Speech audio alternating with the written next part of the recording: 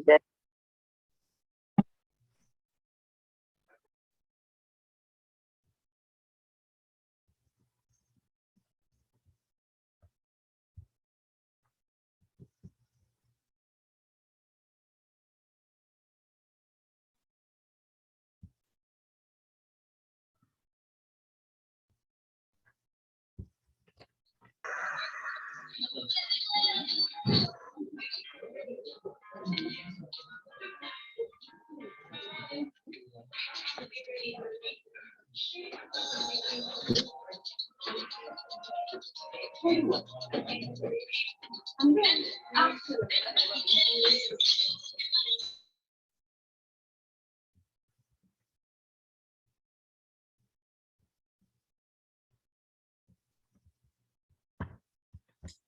Okay, guys, welcome back.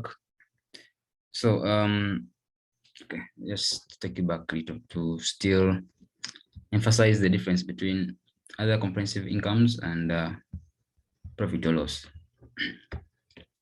So, statement of profit or loss and other comprehensive incomes is a combination of the profit or loss statement that you have been doing since that stops at profit for the year. And on that, okay, maybe since I've already started on it, let me try to add some flesh to it. Okay. So the P&L, not actually P&L, it's POL. Okay. Profit or loss. You have the sales. Okay, we all know to get net sales, really, not sales. Then we less cost of sales. Okay. To come up with the gross profit.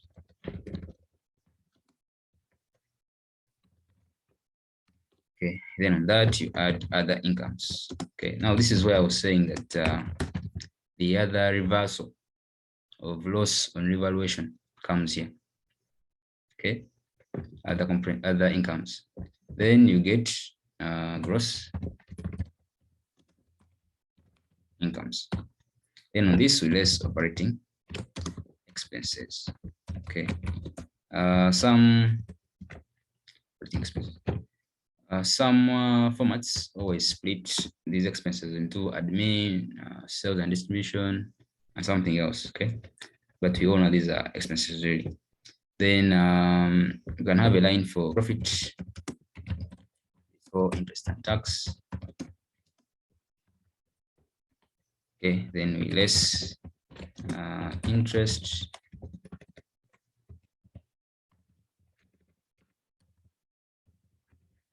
Okay, then we get profit for tax. Then you have tax expenditure, or less tax to come up with. Okay, now on this we add. Now I was saying that without under other comprehensive income, usually and then after adding that, what end up with is what we call comprehensive income. Okay, it's called comprehensive profit, if I remember correctly. What do you call it? Okay, I've forgotten something. It's called comprehensive profit. I'll confirm with that. Last line. Usually this one is a combination of profit for the year. Then you add the surplus that you've got, come up with a comprehensive income. Now, what happens is, you remember from our changes in equity, statement of changes in equity. This answer here, all this profit for the year, or loss. For it goes under retained earnings. Okay, that you have opening retained earnings, then you add profit for the year. Okay, unless dividends if they're there. Then for this other valuation gain, this line, remember there's this line also. Okay, the total of profit for the year and valuation gain. But only this one is the one that goes to revaluation surplus. Okay, valuation surplus. So is it Sumaya was asking this? I hope you're getting the difference. All right, so that is it. Otherwise, let me go back to our questions. Which topic is this, people? This is IAS 16. Afterwards, do I have to account for every transaction made? It depends on the question, really. Okay, but you're supposed to account for every transaction. Ideally, it's supposed to account for every transaction. Okay.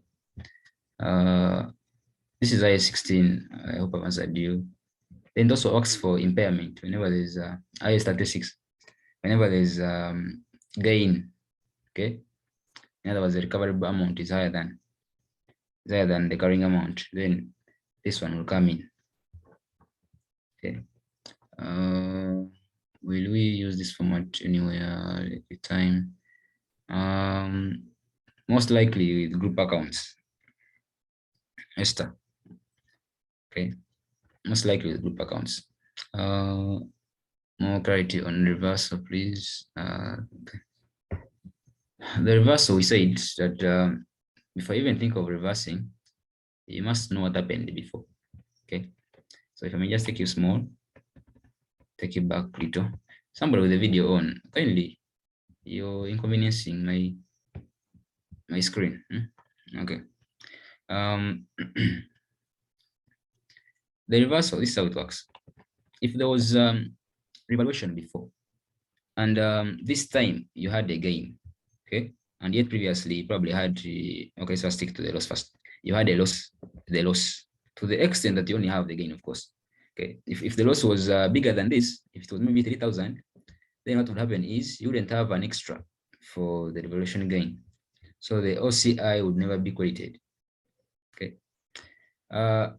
Whoever asked this question, I pray that you go to the next thing, just in case we meet a similar question, then you can answer it from there. Okay. Otherwise, I would finish this, but just not to rubbish your question. If there was a loss before and there's a gain today, you're supposed to first debit the asset with a gain, and then the credit is supposed to go to other comprehensive incomes straight. However, if there was a loss before, like it is now, you first remove the loss. Okay, that the loss was 1.3, and I'm saying therefore credit the P&L so that you remove the loss. That's the 1.3. Okay, so the gain was bigger than the loss. That is why you have a surplus here going to the OCI. Okay, but if the loss was bigger than the gain, then the entire gain would end up in the loss or in the reversal. All right, so kindly allow me to continue so that just in case we meet something else. Reversal of credit land, let's see. Not what? The reversals differ. Okay, so for this one is a loss. For the loss, what we do is that first of all, we have gotten a gain. Okay, and there was a loss before. And I'm saying if there was a gain before and today we have a gain, then there wouldn't be any reversal.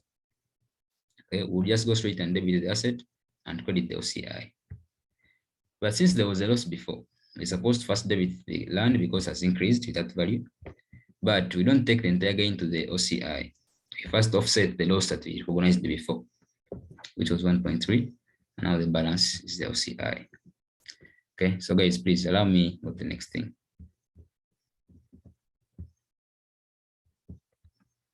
Okay, so here, okay, they're saying what is the correct accounting treatment of the revaluation on 31st July 2018. Okay, in addition to debiting the land. So of course, land is supposed to be debited. That is why it was debited here. We debited land with the entire gain on 2M. And now they're saying the other entries, you know, that you're supposed to credit the P&L and then debit the OCI. Okay, so you can see the figures here. They're saying, but credit the other comprehensive incomes with 2M. So you know this is wrong because there was a loss before.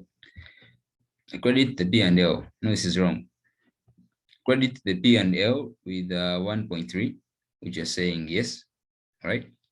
And other comprehensive income with 700. So the answer was C. From what we at least shared. I can share our solution again to just confirm what I'm saying. So we're saying on top of debiting the land with the 2M, we're supposed to credit the P&L with the 1.3 and credit the other comprehensive income with 700. All right, so let's go to the next thing. So I think we've covered enough with IAS 16. IAS 16. So this one, presentation, which you have also covered, conceptual framework. Okay, I don't think it's IS1, but I think we can answer this still. Question 6. I hope you can see the screen question. Yeah. Okay, here saying, which of the following statement is not a requirement of IAS1, presentation of financial statements? Okay, maybe before I comment on this one, I can talk about IAS1. Okay, so IAS1 is all about presentation. Okay, I know I've not covered IAS1 as IAS1. Instead, we covered elements of financial statements.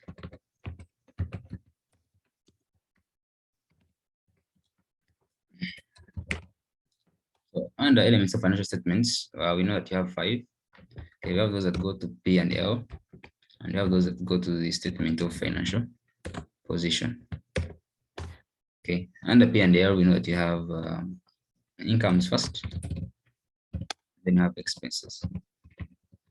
Okay, you should be able to answer these by definition, standard definition.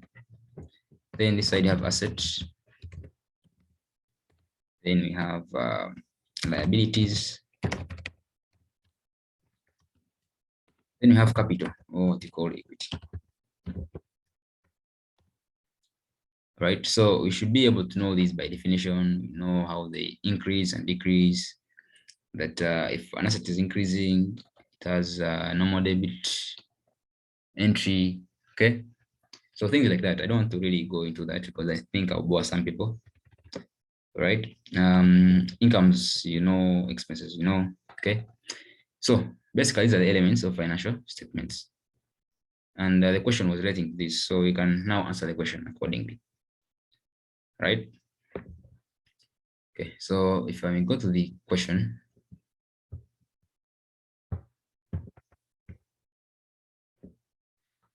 They're saying items of profit or loss and other comprehensive incomes must be identified separately through separate statements for one combined statement. Okay, and I remember telling you that the statement of profit or loss and other comprehensive incomes, we saw the format, just a single document. The only difference is that this is now the advanced stage. Back then, we would have it halfway. We would stop on profit or loss as the statement. Okay, and stop there. But right now, you're supposed to continue until you add other comprehensive incomes. So having said that, it's supposed to be a single document, right? And all items should be represented within that document or that statement. So part A here, this is where the question is, or this is why it's wrong. They're saying items of profit or loss and other comprehensive incomes must be identified separately.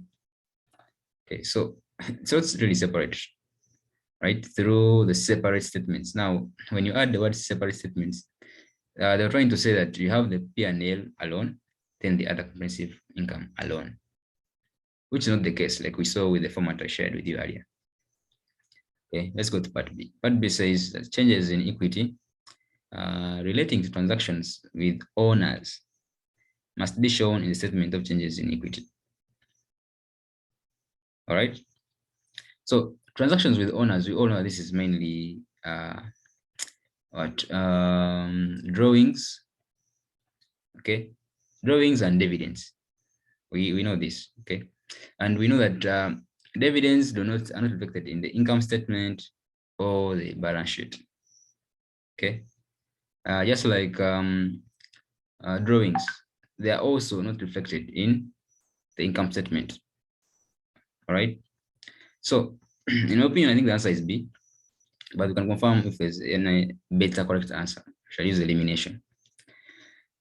C says detailed formats as laid out for each financial statement must be followed. Okay, and detailed formats as laid out for each financial statement must be followed. IAS1 presentation I think it's just this. I think now C is more correct than B. Then D says comparative information must generally be disclosed in respect of the preceding counting period. Okay, comparative information. This is also correct. You know that when you're presenting your financial statements, you're supposed to show for this year and then the previous year.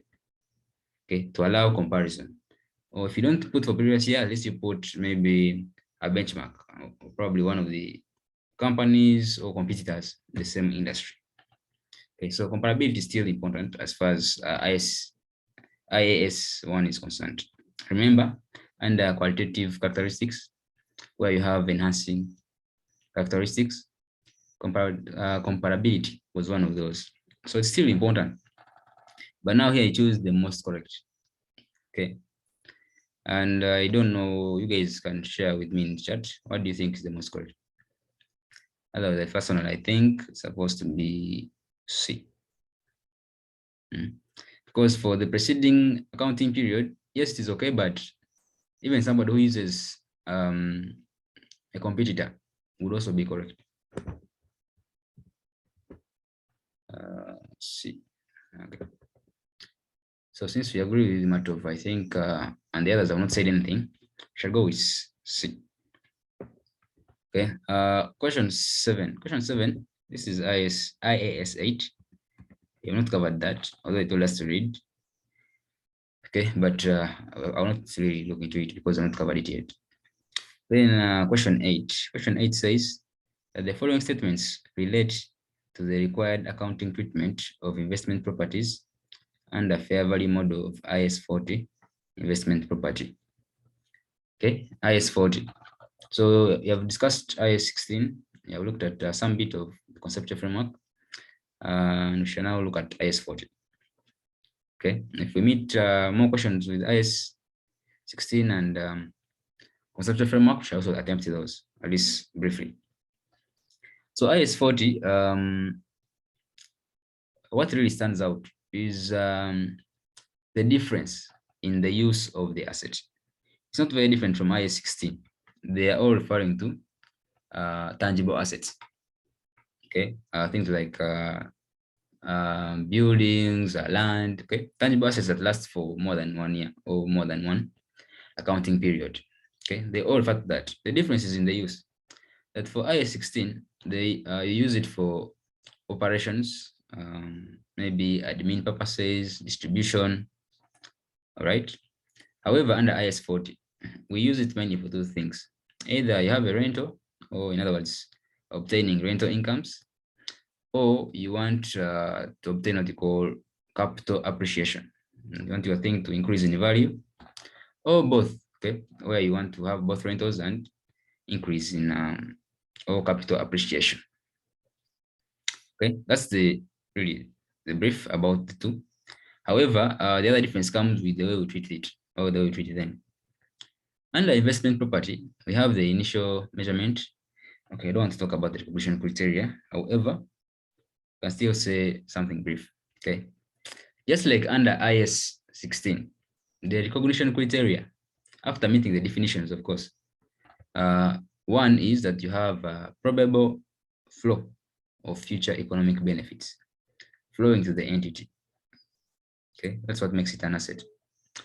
Then the other one is that the costs or value of the item should be measured reliably. Those are important criteria that you should be knowing by now, right? Then that leads us to what we call measurement. Under measurement, you have the initial measurement and the subsequent measurement. Okay, under IAS 40, okay, I think I'm over talking. Are you guys following? If you're not following, kindly confirm so that I don't talk too much. And otherwise, under subsequent measurement, we are saying you have, okay, before you go to subsequent, initial measurement. IAS 16 and IAS 40 have the same way of measuring. They both measure the asset at cost. Okay, that is under initial measurement. Excuse me. Let me see what somebody's saying. We are flowing. Okay. All right. So I was saying under IAS 16, under subsequent measurement. For 16, you only have the cost model and the revaluation model.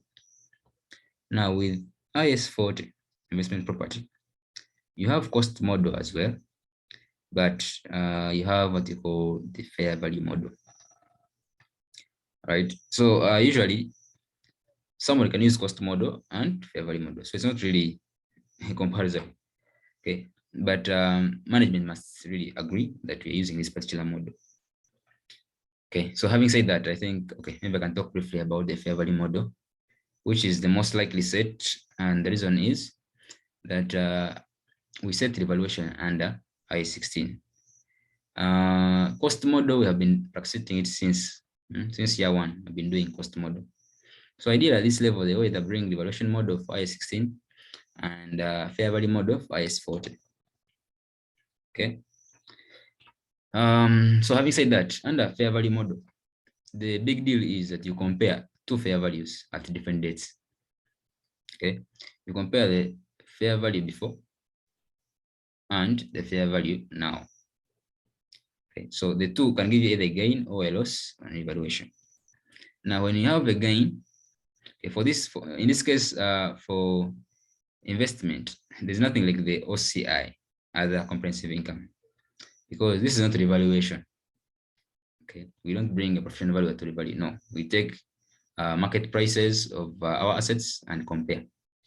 So that will give us the either gain in fair value or loss in fair value.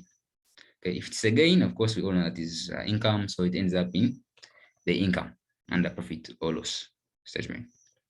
Then for if there's a loss, still will not ends up in the profit or loss. Okay, so let's look at now the question. What was it saying? Having said all that, okay, so we're going to page.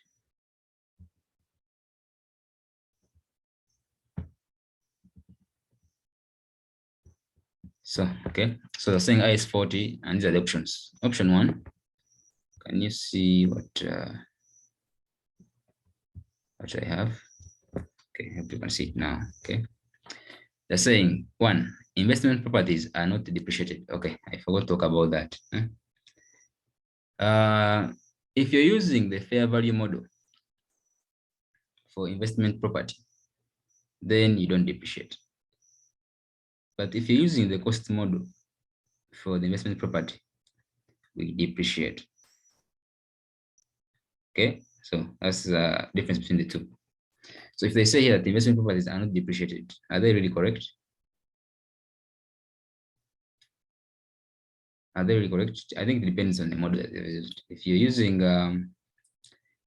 the fair value model, then we don't depreciate. Using the cost model, we depreciate. Okay. So 1 there, many options have 1 on them, but we all know that as far as depreciation is concerned, it really depends on the model that you're using. Okay, let's go to note 2. Note 2 says investment properties must be revalued to fair value at each reporting date. Okay, so we all know that is that's fair value. Okay, and we all know that is investment property. At the end of the day, we should always revalue our assets. Okay. Then note 3 says gains and losses on revaluation of investment properties are recognized in the P&L. So I think I've talked about it. Okay, so most of these options, I think they all talk about the fair value model. And because they're talking about the fair value model, clearly you're supposed to use the fair value model. And that justifies the part D of as the answer. Okay. I hope we're right. So we're going to the next question, which is question 9. Which of the following events occurred after the reporting date? Okay. Events after the reporting date, really, I won't cover that standard yet, although we know that we did something. Excuse me. Good evening. Good evening. Hold on Roman 2. Okay. I have a headache, so it's important that you chat. Kindly chat all the messages. Okay, but I'm going to reply that. So guys, kindly chat, don't unmute. I'm not fine myself. Okay, so on Roman 2, we are saying that investment properties must be revalued to fair value at each reporting date. Okay, so this is fair value model. And IAS 40, if you check the fair value model, what happens is that we always compare the fair value then and the fair value now. So if you have an investment property in your books, it's important that you always revalue it whenever you're going to close business. Okay, that's what they're saying at each reporting date. Okay, reporting date is at the end of the financial year. So always determine or obtain the value of your investment property till that date to confirm whether it has increased or decreased. Okay, so I hope I've answered you. Question 9 now saying this one we're not covered the standard yet, so allow me skip it. Okay. Then there is IFRS 5, 9 current assets. Okay. So I don't know whether you guys are satisfied with what I've covered so far in conceptual framework, IAS 16, and investment property. Okay, maybe before I look at this one, maybe we should look at investment property first. Another number of investment property. Okay, this is IAS 23. So let me see the last slide.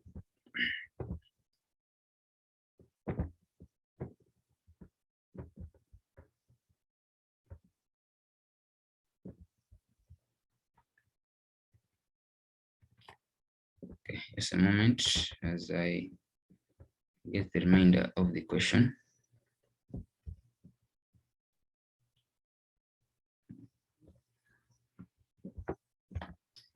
Okay, maybe as I check, I can respond to someone saying, but the lecturer didn't specify what depreciation. She was like, we don't depreciate under his 40. All right. Okay. With depreciation, if you can check your notes, no problem.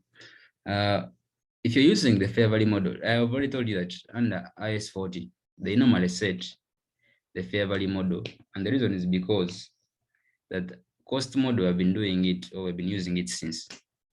Okay, that's why for IAS 16, they usually set the revaluation model at this level, and IAS 40, they set fair value model. Okay, and the reason is because of that cost model have been doing it since. All right. So what happens is you have two models under subsequent measurement of IAS 40 investment property. Okay, those two models, you have the cost model and the fair value model. When you use the cost model, like we did before, the carrying amount is given by cost minus accumulated depreciation minus impairment loss. All right, that's the cost model.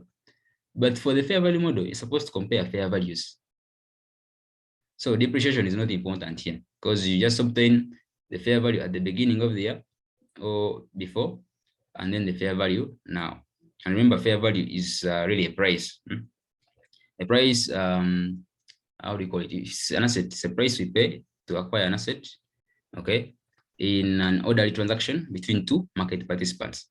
So in that definition, there's no way you're going to find depreciation. Okay, these are just prices that you're comparing. Hence, there's no depreciation when you're using fair value model under investment property. Right? So Esther, I hope I've answered you. You specified for fair value model. Okay. So Karim has clarified on that. But I think I also said something about it. Okay.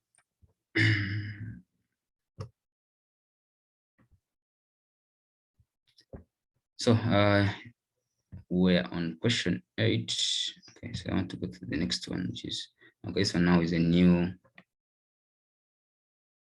question, okay, but can go through it still. Okay, so I intend to stop at 9.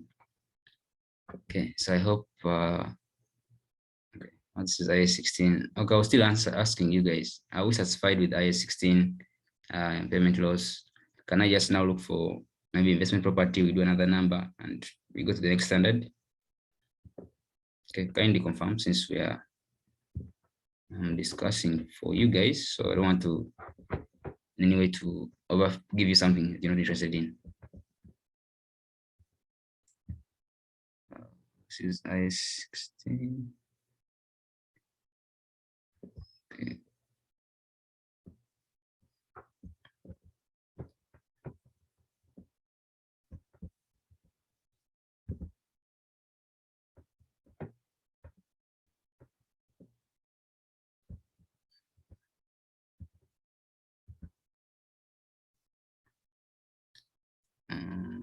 What is 28?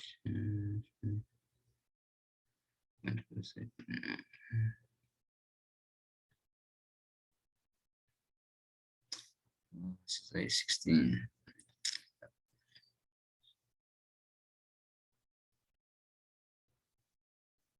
I'm looking for a question that has it combines IAS 16 and IAS 40, so that we can. So I'm taking long. Kindly bear with me as I respond to some of your chats. We do impairment. We pass through borrowing because we covered it. It's doing borrowing. So seems that people are satisfied with what they've covered so far in IAS 40 and IAS 16.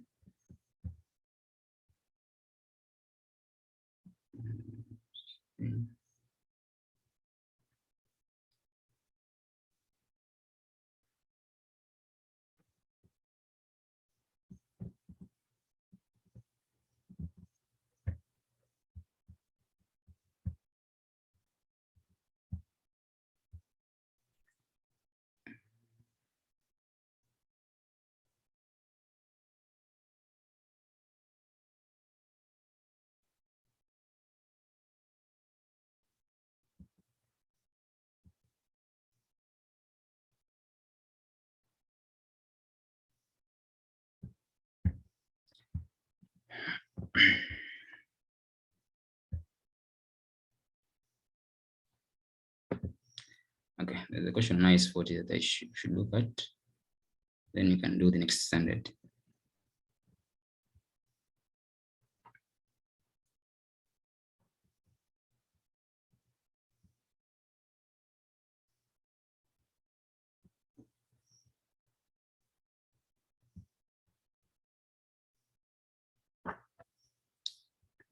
That.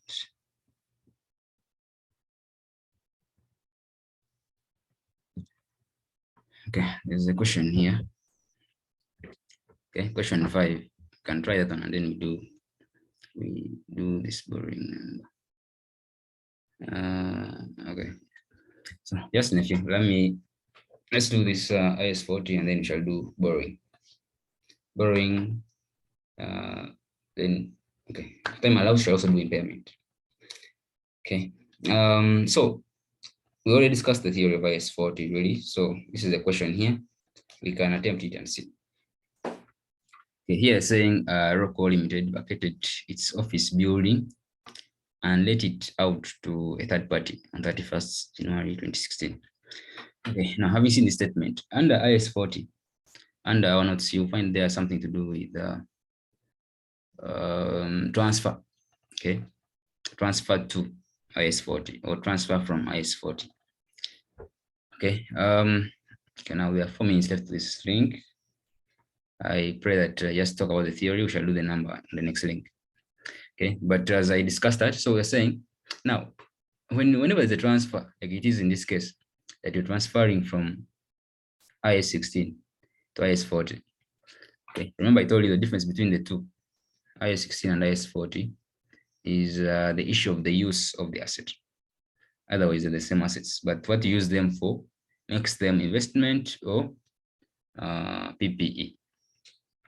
Now, here saying that Rocky vacated its office building. Now, clearly, an office building can only be an IAS 16, okay, because you're using it for administrative purposes. You're using it for production, you're using it for selling and distribution, okay. But in this case, because it's an office building, of course, it's used for admin purposes. So this is IAS 16. So ideally, you're supposed to treat this asset as IAS 16 till the date you're transferring it into something else. Okay, here they're saying and let it out to a third party. So letting out, or okay, I know with our English, there's renting and letting. Okay, but we know that to let is to rent out, okay, or to lease. Okay, so that shouldn't be an issue really. That's an English term. You can Google. Let it means to rent it out or to lease it out. Okay, so ideally this office building was used for admin purposes before, and now they are deciding to make it an investment property, and that is why they are renting it out or letting it out.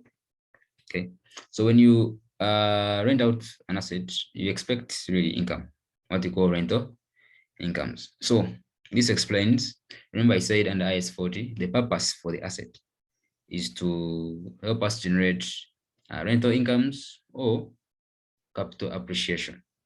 Okay, capital appreciation is really increasing in value. Okay, or both. Okay, you have rental incomes and still you're looking at asset appreciating. So that's the difference between the two. So here you're supposed to treat this asset for dates before 1st January 2016. It's supposed to be treated as IAS 16. Okay, where you use the cost model or the valuation model. Then for a period after IAS, after 1st January 2016, you're supposed to treat it as an IAS 40 item, an investment property, where we look at either the cost model still or the fair value model. Okay, so if you have any questions, you can ask them now as I try to transfer this information to my worksheet, and then we shall start on the next link because there's 1 minute left on this one.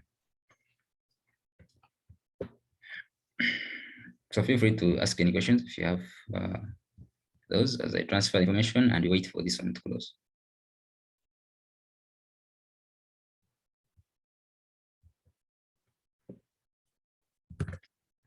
Maybe to emphasize these questions here, IAS 32, sorry, accounting 3. It's very, very important to take note of the dates. Any date you see is important in IAS 16, I mean in accounting 3. So this is 1st January 2016.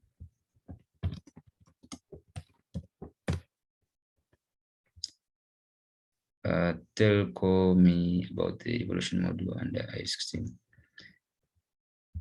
Revaluation model under IAS 16, you compare the carrying amount and the revalued amount at the date of revaluation. That's the most important thing under the revaluation model IAS 16.